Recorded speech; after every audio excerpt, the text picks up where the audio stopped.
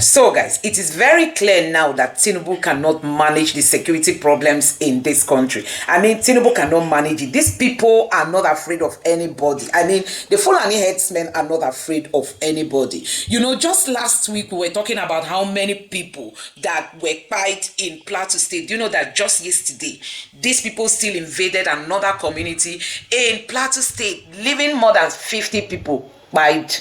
So guys, you can see that the APC government cannot manage this. You are even wondering why are APC members not coming out to condemn what is happening. The Tinubu's government has not come out to call out the Fulani community, telling them to go talk to their people. You can imagine people coming from all parts of, outside of the country and from the north, coming to invade Plateau State, and they will leave so many people by, and nobody is talking. Even the governor has been silent. He just came out recently to talk. I said yesterday, Monday, they experienced another attack.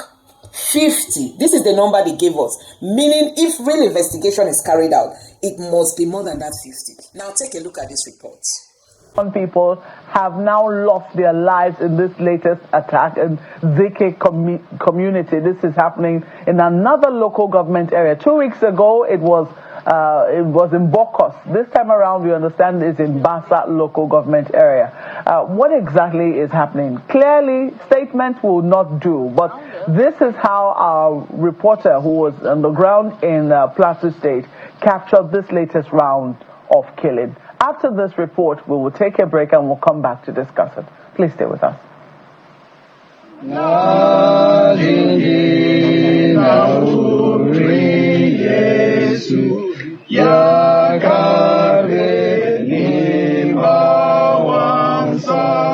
"54 persons, mostly women and children, have been given a mass burial at ZK community following the unprovoked Monday morning attacks by suspected herdsmen.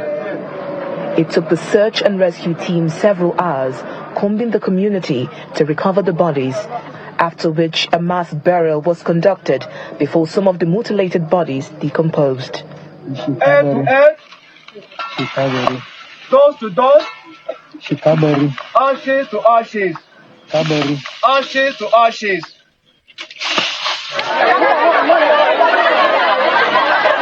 Reports from the community indicate that the attackers invaded the village while a vigilante group alongside some security personnel were on patrol to another village, and it was the sporadic shooting from the burnt houses that attracted the team, which eventually engaged the invaders but could not salvage the situation that led to the death of some residents. They started shooting, they burnt houses, they macheted people, and as I speak, we have recovered about 51 dead bodies on ground.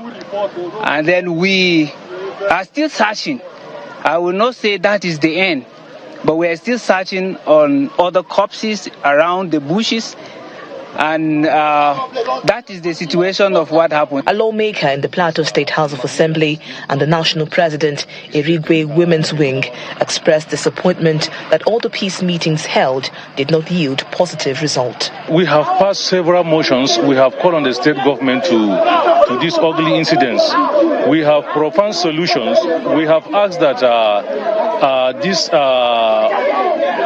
settler campuses of security should be opened in border states, so that they will be able to be proactive whenever there's an incident like this. When there are border security across state levels, they can be able to handle situations like this. They have been coming and be killing every time. We are tired of this killing. Enough is enough. Our children are dying. Our mates are dying. Our husbands are dying. Our crops have been raised down by this Fulani hitman. So we are tired. Enough is enough. The attacks on ZK community are coming less than 2 weeks after some communities in Bokos local government area were attacked. Over 50 persons killed, several houses burned, and properties looted. Remember, this Boko Haram issue started since 2012. Yeah. And I was in the military intelligence that time. We arrested those people. It is my organization that actually conducts interrogation and interview. they mention names. I can't come on air and start mentioning names of people that are presently in government now that I know, presently in government, that the ones that were arrested mentioned. Some of them are governors now. Some of them are in the Senate. Some of them are in Asu Rock. The intention is to Islamize Nigeria and practice Sharia. And it doesn't matter if some people die. It doesn't matter if you're embarrassed. It doesn't matter if our economy has degenerated. Look at the interest rate. Look at the inflation rate. Look at the debt profile of Nigeria. They don't care. As long as at the end, Quran is at the sea. So some people in this country have this mindset. I'm not surprised, though I wasn't surprised by the level of frustration. In fact, to her own credit, she said the president is terrible. And given what Nigerians have endured under, first of all, the 8 years of Buhari and now almost 2 years of President Tinubu, I think using the word terrible is even an accolade because Nigerians are in despair and despondency. But in Nigeria, the problem is there is sufficient anger and frustration. The question is, what do we do with the frustration that we have? Because pain must be converted into passion to take reasonable action to getting results. I mean, Fela sang before I was born that in 1990 they go give us water from United Nations. In 2025, Nigeria still has more than 40 million people who do not have access to water. So everybody who came out to support this challenge came from a place of pain and frustration. The question before Nigerians today would be, are we interested in solving the problem and bettering our lives, or we want to keep talking about it? Nigerians' problems have not changed in the past 2 decades. Whatever you are discussing today, we have discussed before on this show. And if you bring another guest, it will be discussing it with another guest, probably on a different topic. The question is, are we ready to put focus where it is needed? The president within this 30-day challenge traveled out of Nigeria to a foreign country to meditate about his reforms for his country. So that should give you the perspective about Nigerian politicians. And we must be very honest and clear. Every system in Nigeria today is failing. The only aspects that are doing well is crime and corruption, criminality. And if we want to fix it, it must be from the root cause. Whether you want to talk about bad law enforcement, bad civil service, bad judiciary, the parent stock of it all is bad government. Nigerian politicians are the luckiest set of human beings in the world because there are no consequences or accountability to whatever that they do. Nigerian leaders have not seen maximum civil pressure that puts them on their toes. For example, the NSAS you talked about, I kept saying it during the NSAS because anybody who knew how the protests will go knew it would have ended that way. We were shouting on the streets for how many days? NSAS, NSAS. Nobody was looking at the bigger picture. If you NSAS, you will protest against NSCDC, EFCC, Army, DSS. The parent stock is a bad law enforcement system. After 3 days, Buhari came out and said, we have ended SARS. The question will be, why were you still on the street? If you talk about the end bad governance protest, let me ask you, how do you end bad governance? You end bad governance by electing good governance. How do you elect good governance? It has to be through INEC. INEC is the weapon that is fashioned against Nigerians. What is the deterrence of performing badly? If President Tinubu fails to attend to the 30 days run challenge, how would you address him? How do you hold him accountable? If in 2027 the government is able to rig themselves back into power, what happens to the people? So there must be a way of holding public leaders accountable. That is how you must get them to do what they need to do.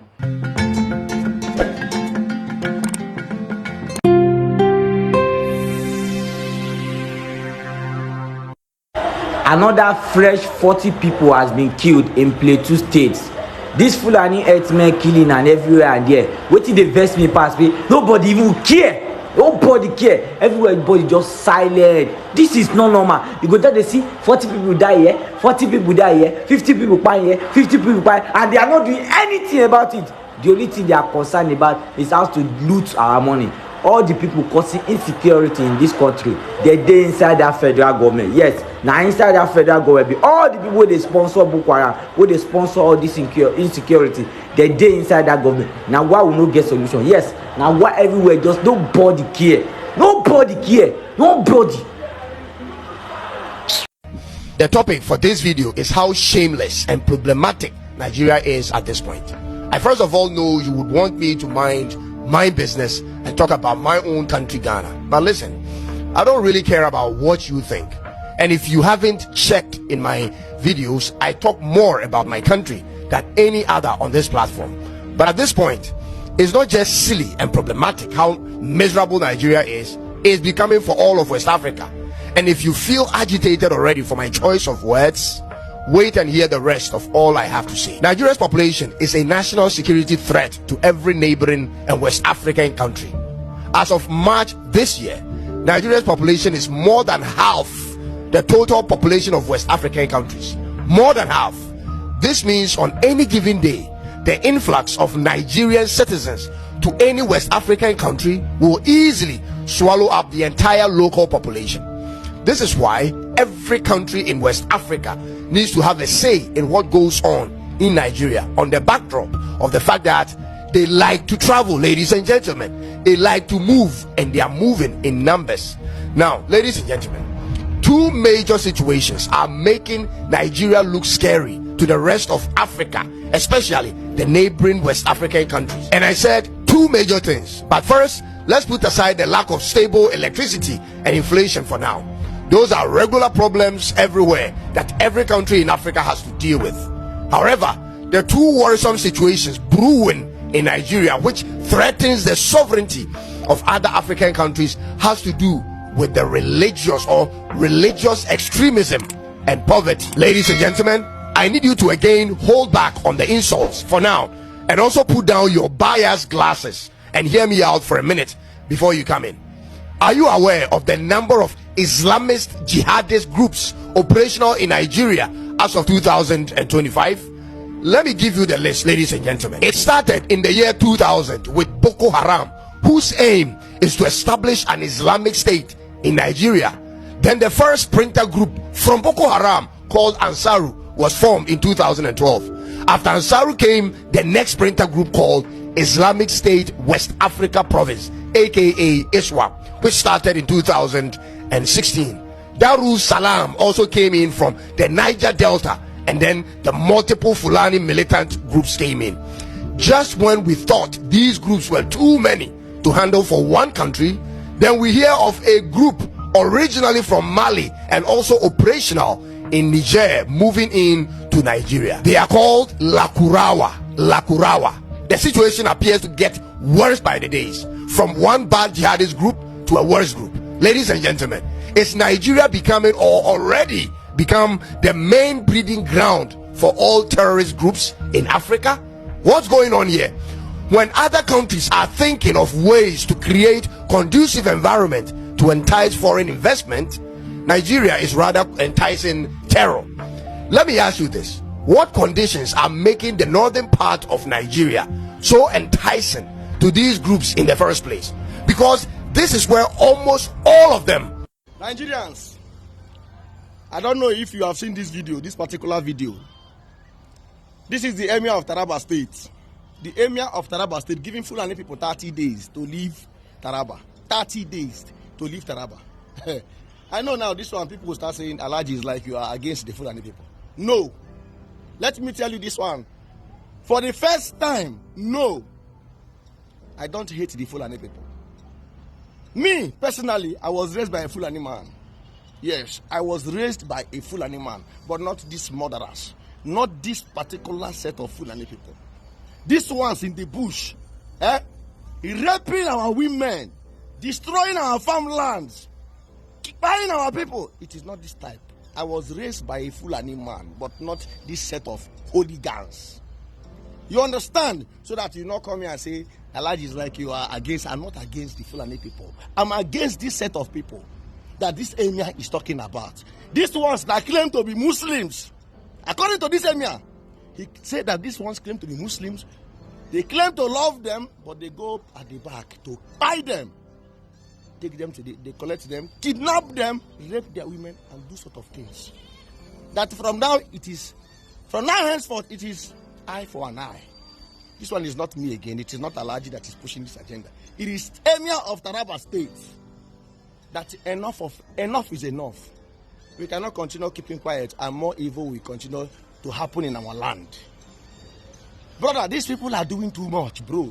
The picture of the person you're seeing here, this lady, this woman here, was tied. They kill her in her farmland. They tie her there. After they raped her, they kill her. And they want me to keep quiet. In my neighborhood here, if they do shit, we'll kill them. Because if you give them to police, If you give them to police, police will go to the back and release them. You understand? The emir just said so. Me too, I'm confirming so. Any police people that will hand over this criminal to them and they release that criminal, we will burn that station. We will burn the station. Because enough of all this nonsense. They don't face these things with us. Hear from the emir, hear from him direct. So that you don't see it is Alhaji that is pushing this agenda.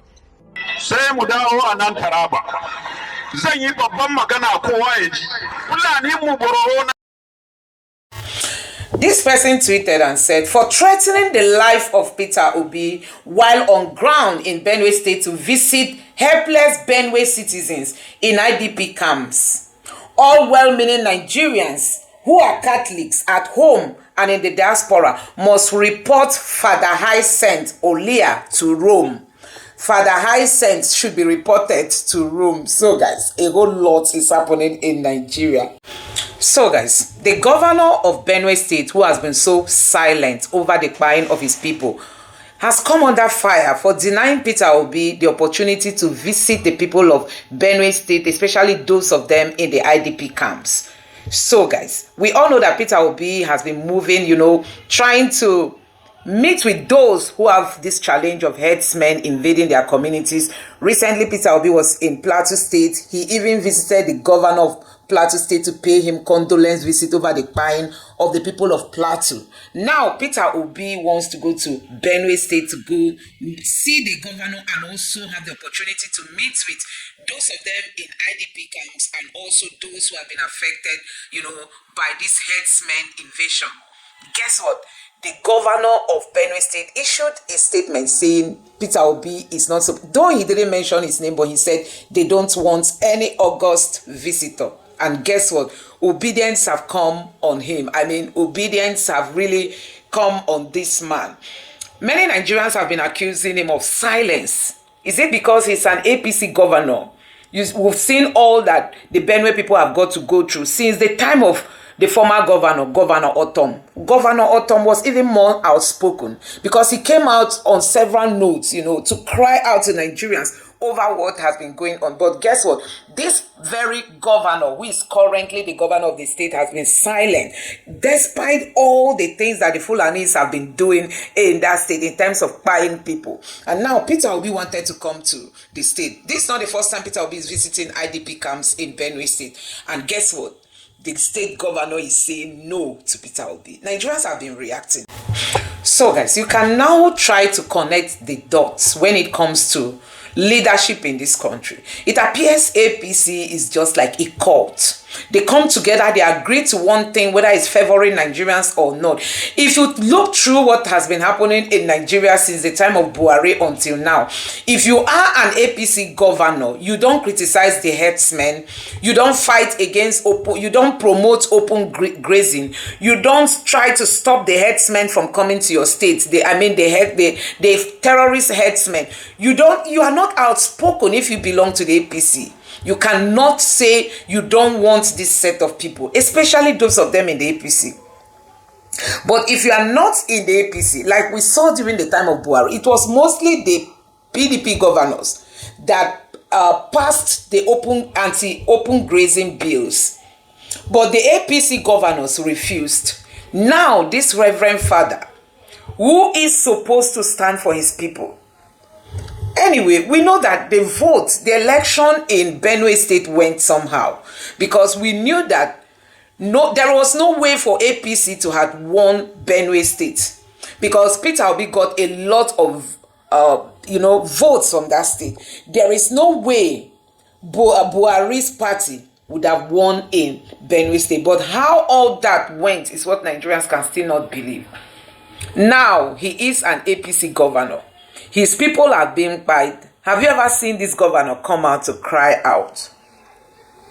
You have not. Now, the bishop of Benue State went to the United States to make a presentation to a committee in the United States about how the Fulanis are buying his people. He said, many churches have been shut down.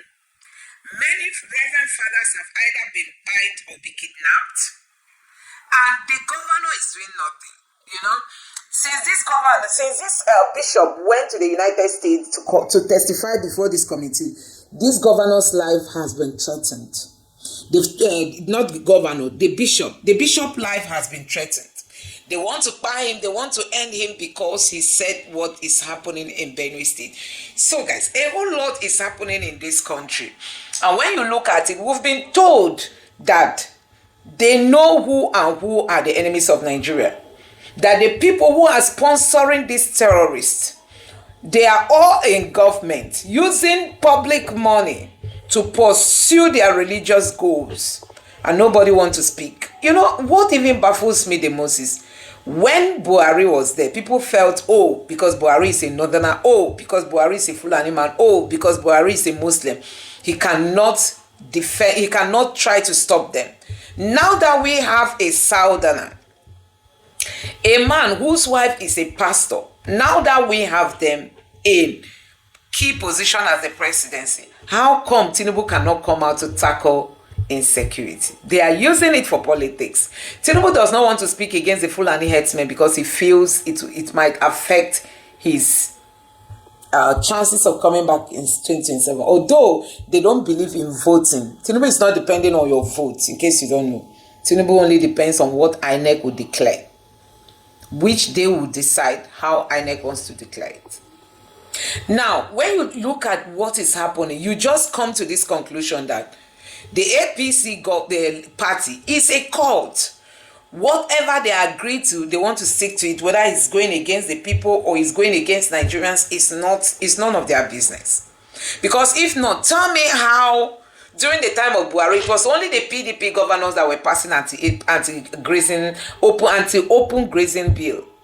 Now, under Tinubu, you will hardly see an APC governor come out to rebuke the Fulanis for what they are doing. Rather, we have seen a new wave that Tinubu is taking.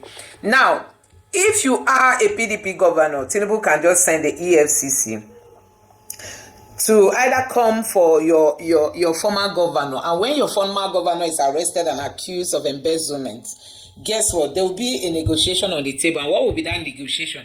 Either the current governor should join the APC or the former governor should be prosecuted. So you will be struggling. Like you know that Okowa was arrested. And today he has been let go on bail. But guess what is going to cost him? The governor of the state has defected to the APC. Now, the governor of Akwa Ibom State is about to defect because the former governor was also arrested. Let go on bail, meaning his case is still there. So if he wants that case to be closed, he has to, the present governor has to defect to the APC. And like you've seen what is happening in the River State, the only solution to what is happening in River State is for Fubara to join the APC. So Tinubu is just doing everything to make sure they rig elections. Because tell me the performance. How is Nigerians going to rate Tinubu to even vote for him come 2027?